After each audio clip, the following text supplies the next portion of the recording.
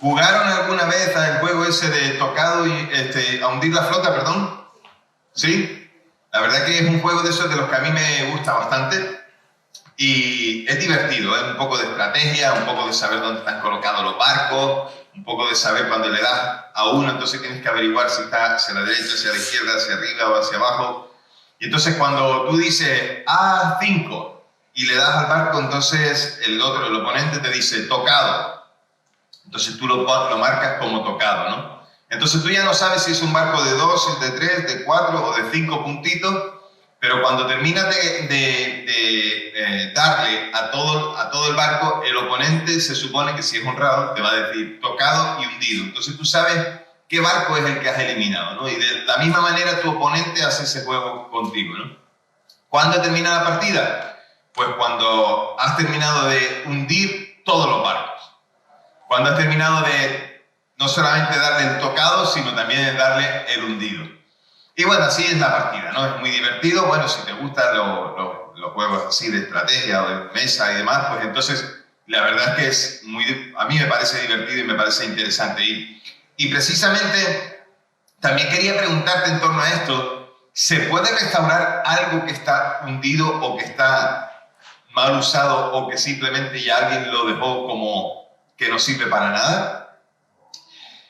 Pues hay gente que se dedica a hacer esto mismo, a restaurar muebles, a restaurar coches, a restaurar casas. Lo que delante de los ojos de cualquier persona sería algo que no sirve para nada, pues para otros es algo que tiene valor y que se le puede dar la vuelta.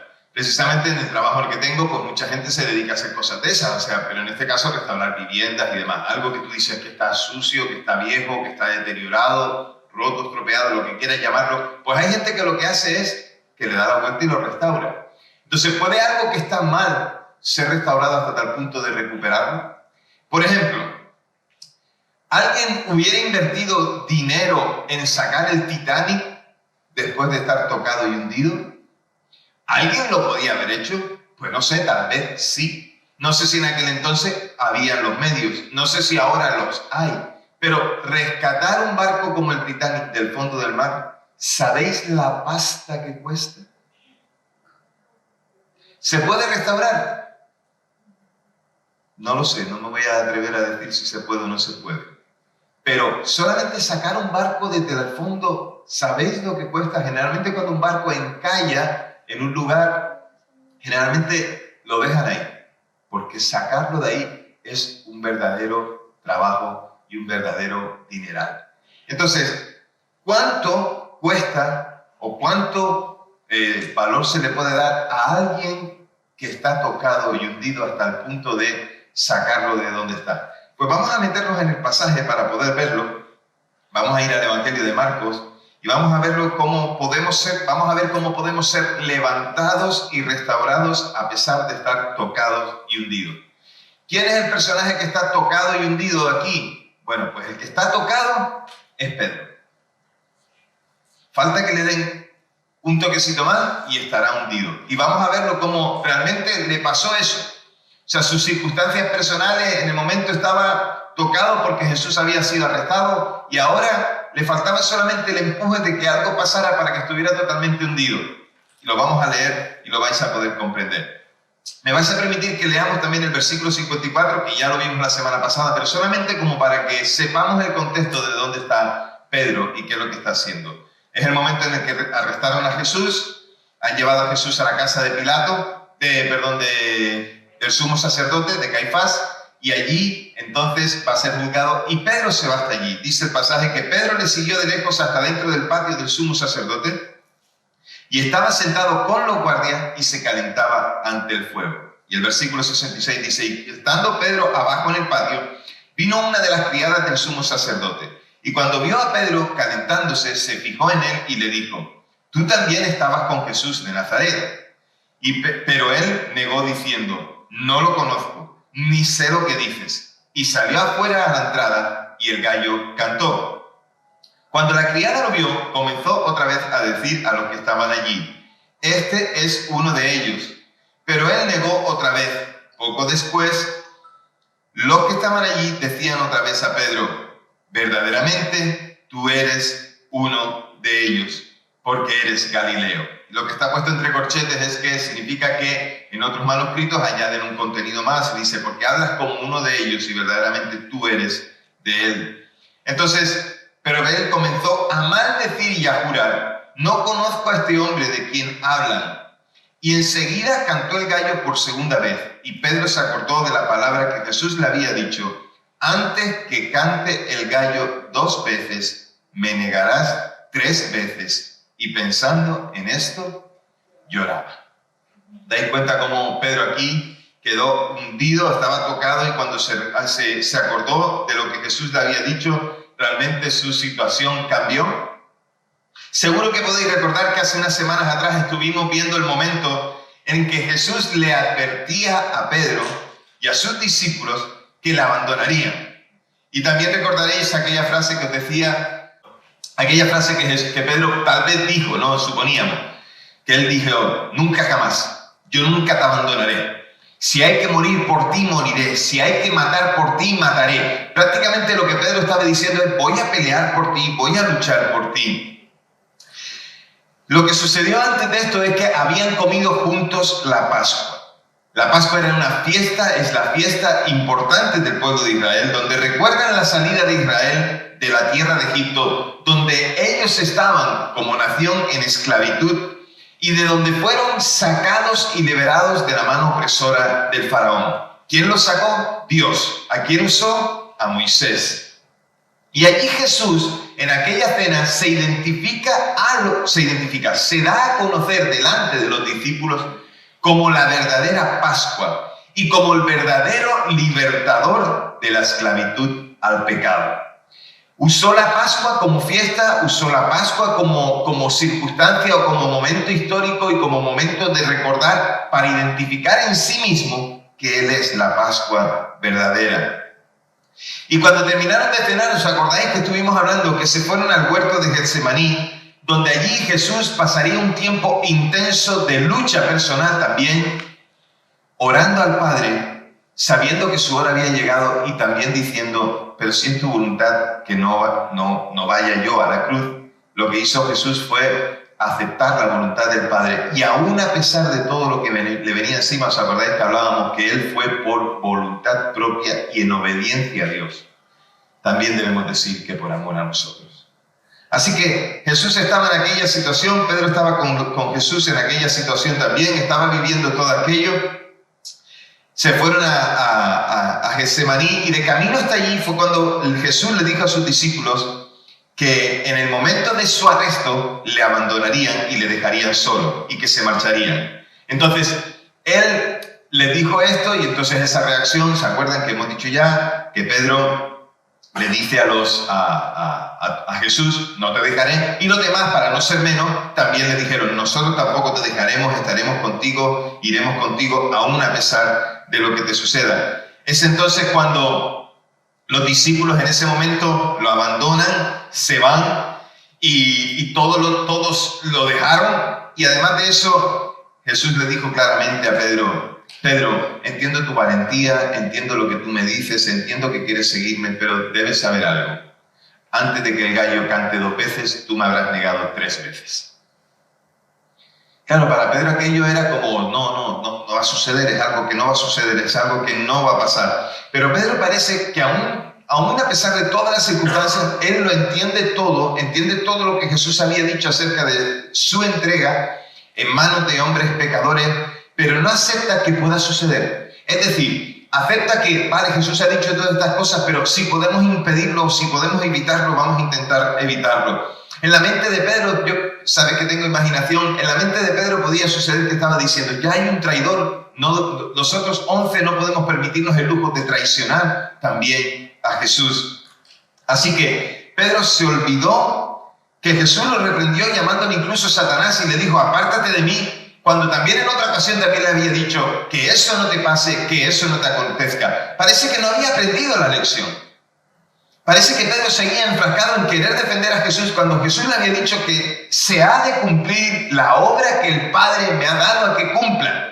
Tengo que hacer aquello que Dios me ha dicho que tengo que hacer. Tengo que morir en la cruz y entregar mi vida, derramar mi sangre para perdonar el pecado de toda la humanidad. Y aquí en este punto yo no sé qué es lo que quería demostrar Pedro, aunque uno se puede imaginar varias cosas. Porque de Pedro hemos dicho muchas cosas, pero lo que no podemos negar de Pedro son las siguientes. Pedro amaba a Jesús. Pedro le quería a Jesús un montón. Lo amaba muchísimo. No podemos negar que Pedro quería estar con Jesús. Si le amaba, quería estar con él. A Pedro le gustaba estar donde Jesús estaba, porque siempre Jesús tenía algo bueno, nuevo y diferente que mostrar y algo que aprender. A Pedro le gustaba escuchar a Jesús, escuchar sus enseñanzas, escuchar sus palabras. A Pedro le cautivaba su disposición, la de Jesús, a ayudar a los que estaban en necesidad, fuera que estuvieran enfermos, fuera que necesitaran comer, que estuvieran endemoniados, o se preocupaba por la familia o por los negocios de la gente, se preocupaba por las circunstancias sociales. Pedro estaba encantado de estar con Jesús, le impactaba lo que Jesús mostraba. Así que Pedro, lo que podemos decir de él es que era un auténtico discípulo del Señor, un verdadero seguidor. Lo dejó todo realmente para seguir a Jesús, y a pesar de este episodio en el que hemos leído que le negó y lloraba amargamente por haberle traicionado, Pedro demostró después de resucitar a Jesús que estaba dispuesto a dar su vida por él y por la causa del Evangelio. Pedro lo mostró. Era un hombre transformado, era un hombre nuevo, había entendido, había comprendido todas las cosas, se había arrepentido de sus pecados y había confiado su salvación a aquel que le amó más de lo que Pedro podría amarle. Pedro era un auténtico seguidor de Jesús, un auténtico discípulo. Y vamos a entrar a explicar algunas cosas dentro del pasaje. Algo que nosotros necesitamos saber. La negación de Pedro está muy documentada. Bueno, precisamente Marcos, que es discípulo de Pedro y que estaba mucho tiempo con él, pues y posiblemente fue el que escribió todas las cosas que Pedro quiso contar, lo que a Pedro le parecía que era importante y a Marcos le parecía que era importante. Está bien documentado y no en vano este evangelio, con la información que tenemos, sabemos qué es lo que Pedro quería transmitir o qué es lo que Marcos quería transmitir. Y algunas veces se cuenta esta historia de una manera en la que no se le hace justicia a Pedro. Señalamos a Pedro, lo acusamos de todas las cosas y decimos, Jolín, Pedro, es que de verdad te pasaste, es que negar a Jesús. Decimos de Pedro de su carácter impulsivo, decimos de Pedro pues, que siempre quería estar ahí, que corrió a la tumba cuando Jesús murió y resucitó y fue juntamente con Juan. Llegó más tarde, pero él fue hasta allí. Pedro tenía ese carácter impulsivo, el de negar comer de unos alimentos que nunca había comido, aunque fuera en una revelación donde Dios se mostraba y Dios le reprendía diciéndole, tendrás que hacer esto porque tienes que ver que yo tengo compasión por toda la gente. Pedro no se le puede decir que en este pasaje no quisiera mostrar algo más que simplemente, o que nosotros no queramos ver en este pasaje algo más que simplemente a ese Pedro cabezón, a ese Pedro que quiere hacer algo más. Lo que Pedro mostró estando en el patio del sumo sacerdote aquella noche era una valentía impresionante. Era de un coraje del que podemos decir no hay igual. Porque ¿quién de nosotros se hubiera atrevido a meterse en el patio del sumo sacerdote? Eso es como meterse en la boca del lobo. Eso es como decir, aquí estoy, vengan y cómanme. Pero Pedro, solo, porque el texto dice que nadie más fue a aquel patio, él estaba allí siguiendo de cerca a Jesús. ¿Quién sabe si con la mentalidad de decir, bueno, Jesús me quitó la espada, pero como yo le saque aquí la espada a cualquiera de estos, se van a enterar? Porque no le voy a cortar la oreja, le voy a cortar las dos. Tal vez lo que Pedro estaba pensando, o tal vez estaba allí temeroso, con miedo, mirando lo que estaba sucediendo, esperando que no pasara nada más con Jesús y que lo dejaran marchar libre y que todo fuera como en las otras ocasiones en las que querían simplemente acusarle una vez más.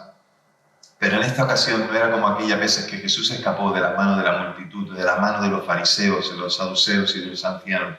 Jesús en este caso fue arrestado. Pedro desenvainó la espada aquella noche, y aquella noche Pedro, cuando vino aquella gente con tumultos, con palos, con espada y con todo lo que vinieron, Pedro quiso enfrentar toda aquella chusma con solamente una espada, un cuchillo, no sé, lo que fuera. Y la prudencia invitaba a huir como huyeron los demás, y el último lugar al que se debía ir era al patio del sumo sacerdote. ¿Y dónde estaba Pedro? Allí. ¿Conoces a alguien que sea así de temerario? Que aunque le digas que no lo haga, que no vaya, que no lo intente, estará allí. Cualquier persona en su sano juicio diría, no iré. Pedro estaba allí.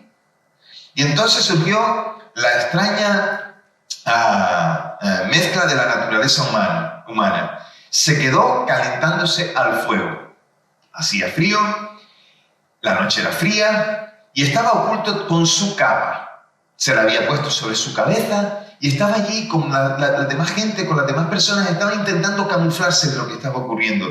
Y posiblemente cuando alguien metió un trozo de madera sobre la leña para avivar un poco más el fuego, tal vez el mismo Pedro pues quedó un poco alumbrado en esto, que se descuidó y se quitó un poco la capa, y alguien le pudo reconocer. Porque Pedro tenía la cara descubierta allí donde Jesús iba, y todo el mundo le veía al lado de Jesús. Era fácil reconocer que él era uno de los discípulos de Jesús.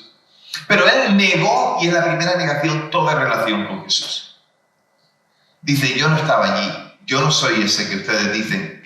Y cualquier otro un poco más sensato se habría marchado del patio sabiendo que alguien ya le pudo haber delatado. ¿Pero qué hizo Pedro? Pedro no, Pedro se quedó allí. Y lo mismo le sucedió otra vez. Y de nuevo Pedro, ¿qué hizo? Negar a Jesús. ¿Y qué hizo Pedro? ¿Se marchó? No, se quedó allí. Y sucedió una vez más. Y Pedro negó a Jesús otra vez, jurando que no le conocía, diciendo todo tipo de maldiciones sobre sí mismo si no estaba diciendo la verdad. Y aquí hay que decir que la alusión a la maldición y a los juramentos se hace con dos palabras. Una palabra, la primera de ellas, la que habla acerca de los juramentos, es el castigo para aquel que miente, cuando dice, no, se va a hacer tal cosa y hace un juramento, y entonces hay un castigo para aquel que miente. Esto es lo que estaba diciendo Pedro, es la palabra que lo expresa. Y la otra, que habla acerca de las maldiciones, habla acerca de cuando se afirma algo mediante un juramento, pues todas las consecuencias que puede traer no haberlo cumplido. Una sentencia, una acusación, una prisión, un castigo, algo. Y esta clase de lenguaje, que probablemente era más habitual entre las clases más sencillas de la población, las que menos educación tenían, era un lenguaje que Jesús mismo había rechazado en el Sermón del Monte, diciéndole, no juréis por nada. No juréis por nada, que vuestro sí sea sí, vuestro no sea no. No tenéis que poner a nadie por testigo de cualquier cosa que digáis, vuestra palabra sea verdadera. No tenéis que poner ni siquiera a Dios por testigo, te juro por Dios, no hagamos juramento y mucho menos poniendo a Dios, porque si estamos mintiendo o se falla, hemos dejado a Dios como mentiroso. Porque aquel por el que juramos se convierte en testigo. Jesús mismo rechazó esto y todavía no se había marchado de aquel lugar y pasa otra cosa. Vuelve a cantar el gallo, la segunda vez. Y los romanos hacían sonar a las 3 de la mañana un cornetín en el cambio de la guardia. Era la tercera vigilia, la final de la tercera vigilia, como a las 3 de la mañana. Y es lo que se conoce como el galliceum, que en el cambio de la guardia se oye un cornetín, o sea, una corneta que hace un ruido diciendo hay un cambio de guardia y son las 3 de la mañana. Es el momento de hacer el cambio. Y es probable que cuando Pedro negó por tercera vez conocer a Jesús, se oyera este cornetín en el silencio de la ciudad. Y entonces Pedro se acordó de lo que Jesús le dijo. Y entonces el corazón de Pedro se partió. Porque había negado al Señor. Lo que él le había dicho al Señor que no haría, sucedió. Y todas las maldiciones que él dijo que le sucedieran, si eso pasaba, ¿qué pasó? No nos confundamos. Pedro cayó en la tentación por tener valentía, por tener coraje. Dice el refrán que el único que no se equivoca es aquel que no hace nada. Si nunca haces nada, nunca te equivocas. Si nunca vas a tomar la iniciativa en algo, es probable que no suceda nada, y eso es verdad. Pero Pedro hizo algo, y por eso se equivocó. Deberíamos admirar el coraje de Pedro, más que escandalizarnos por su fallo, porque tuvo la valentía de hacerlo. Aquellos que ponen la mano en el arado y se equivocan, tienen todo el derecho a equivocarse. Tienen todo el derecho a equivocarse. Y Pedro tiene que haber contado la historia de su negación una y otra vez. Y eso fue lo que yo hice, diría, contándole a la gente. Me imagino en la casa de Cornelio, contando el ejemplo diciendo que él se equivocó y que falló. Pero aún así les diría a aquella gente en casa de Cornelio, pero él, Jesús, nunca dejó de amarme. Una vez un evangelista llamado Brownlow North, y era un hombre de Dios, pero que en su juventud había vivido como un loco. Y un domingo antes de predicar, le entregaron una carta que estaba contando algo muy vergonzoso de aquella juventud loca. Y entonces en la carta le entregaban y le decían, si te subes a predicar, voy a contar esto que has hecho. Sería alguien que quería poner en evidencia a aquel predicador, intentando señalar sus acusaciones, intentando señalar con la acusación aquellos errores que había cometido. Así que Brownlow cogió la carta, la leyó, la dobló, y cuando le tocó subir a predicar, subió con la carta en la mano. Y cuando se subió al atril, al púlpito, y antes de predicar, pues cambió todo, y entonces comenzó a leer aquella carta. Al leer la carta estaba confesando que él había actuado de aquella manera, pero después de leer la carta, él dijo, todo esto que he leído es cierto. Y a continuación le dijo cómo Cristo le había perdonado y permitido dejar atrás su pasado y hacerle una nueva criatura. Usó su propia vergüenza como un imán para atraer a otros a Cristo. Algunos de nosotros nos hemos olvidado que hemos sido sacados de vergüenza. Nuestra vergüenza sirve para que otros sean atraídos al Señor. Eso era lo que hacía Pedro. Le decía a la gente, yo le hice daño al Señor, yo le fallé de esta manera, pero Él siguió amándome y me perdonó y puede hacer lo mismo hoy por ti también. Me imagino a Pedro contando esto y hoy, permítame decirle, que también puede hacer lo mismo por ti hoy. Y cuando leemos este pasaje con comprensión, la historia de la cobardía de Pedro se convierte en una épica de coraje, de valentía, y la historia de su vergüenza se convierte en un testimonio que da honra y gloria a Dios. Porque si conociéramos solo este pasaje de la vida de Pedro, diríamos, jolín, el Pedro tenían que haber cargado él también. Pero como conocemos más de él, entonces se cumple la profecía del maestro. Cuando antes de que el gallo cante 2 veces, tú me habrás negado 3. Y hallamos aquí una expresión que dice que Pedro se acordó de aquellas palabras. Y al acordarse y darse cuenta, Pedro lloró. ¿Y saben qué? No se fue a llorar fuera de aquel patio. Me lo imagino poniéndose todavía un poquito más la capucha y empezaría a llorar allí mismo. Y la gente diría, ¿y a este qué le pasa? ¿Y a este qué le ocurre? Y nos dicen otros evangelios que la gente entonces lo dejó por loco. Otro evangelio también nos dice que salió.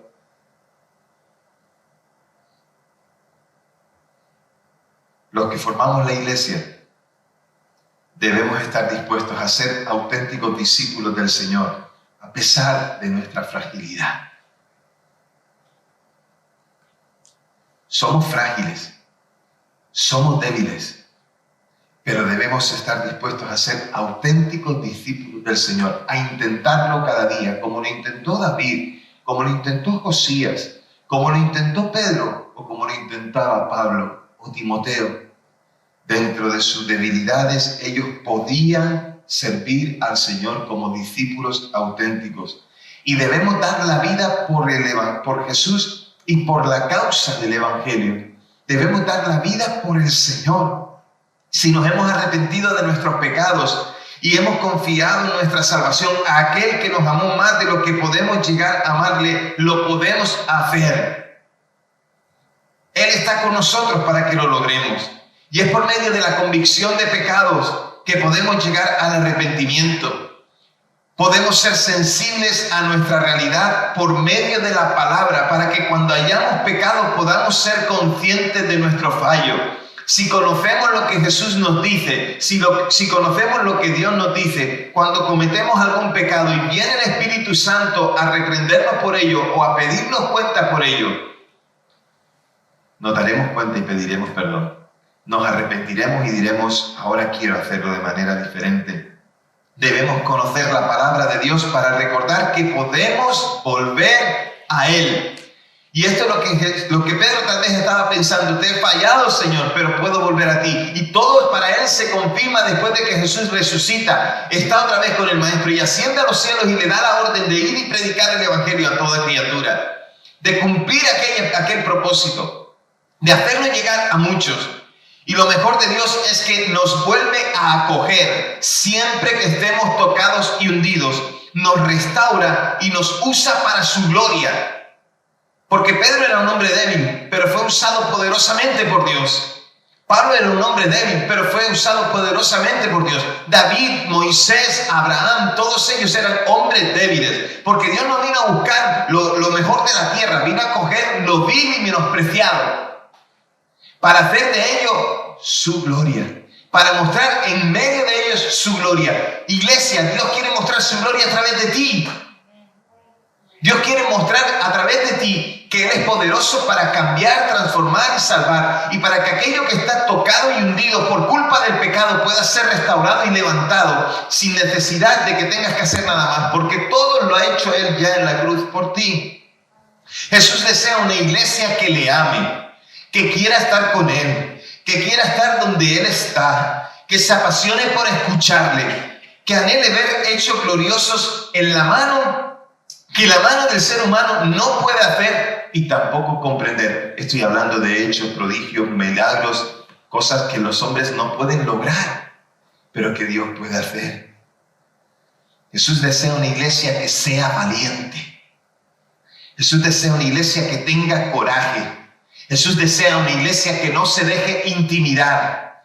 Debemos confiar que el Espíritu Santo está con nosotros para ayudarnos en nuestra madurez cristiana. Porque todos estos actos de valentía, toda esa pasión por Dios es un proceso en nuestra vida que va en crecimiento y que va en aumento día tras día por la gloria del Señor. No se produce del día a la noche o de la noche al día. No es una cuestión de un chascarrillo, es cuestión de permanecer, de estar, de seguir.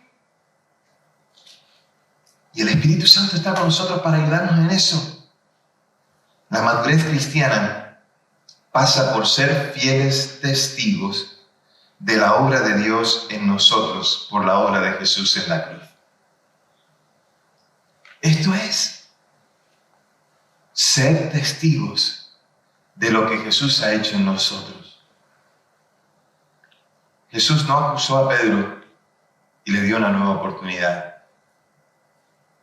Y recordaremos aquella frase cuando Jesús resucitó y antes de ascender a los cielos, ¿cómo habló con Pedro? ¿Se acordáis? Pedro, ¿me amas? Sí, Señor. Tú sabes que te amo. Si Jesús te preguntara esto hoy, ¿le responderías lo mismo?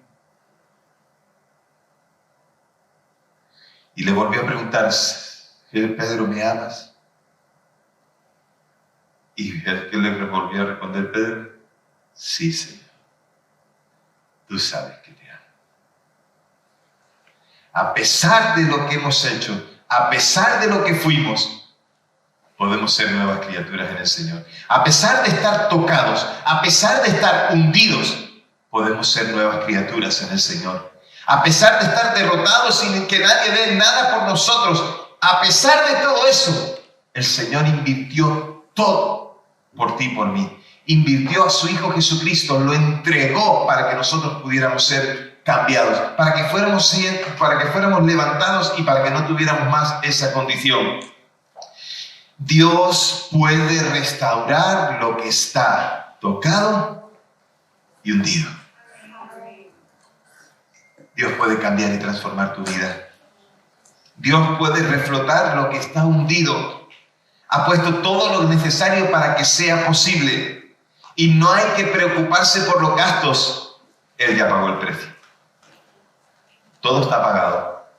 Como cuando vas a una invitación a algún sitio que de repente te dicen, no, come y bebe, no te preocupes, está todo pagado. O al contrario, ¿no? Cuando alguien va a comer contigo y de repente dice, no te preocupes que yo pago. ¿Y qué te decimos nosotros? Pero haberlo dicho antes me hubiera pedido un plato más de macarrones. No te preocupes. En la parte espiritual no te preocupes. El Señor ya lo pagó todo. No tienes que hacer nada más. Él lo hizo todo. Y lo ha hecho todo para sacarnos de ese tocado y hundido. Menos mal que alguien escribió más cosas acerca de Pedro. Porque si no, imagínate lo que estaríamos pensando de él. ¿Te imaginas todo lo que la gente piensa de ti y de mí? Lo que importa es lo que Dios dice acerca de nosotros. Lo que importa es su opinión. Lo que importa es lo que Él ha hecho y la recompensa que nos dará en la eternidad. Eso es lo que verdaderamente nos debe interesar. ¿Estás tocado y hundido por el pecado? Deja que Dios te restaure. ¿Te separaste de Dios? Deja que Dios te restaure. ¿Estás alejado de Él y te has dado a la vida esa como aquel joven predicador con una vida loca y entonces te das cuenta de dónde estás? Si el Espíritu Santo te está hablando en tu corazón y tú sabes por la palabra que lo que estás haciendo no es acorde a su voluntad, hoy puedes llorar, pero la palabra nos dice en 2 de Corintios capítulo 7 que por el pecado nos debemos arrepentir. Y el arrepentimiento no es llorar y quedarte como estás. Arrepentimiento es, puedes llorar, puedes tener tristeza, puedes tener amargura por ese pecado, pero lo que se te pide cuando hay arrepentimiento es que te des la vuelta, que te cambies de actitud, que dejes de hacer aquello que estabas haciendo. Arrepentimiento. Entrega. Convicción de pecado. ¿Cuánto amas al Señor? Si estás tocado y hundido, deja hoy que la mano del Señor te restaure.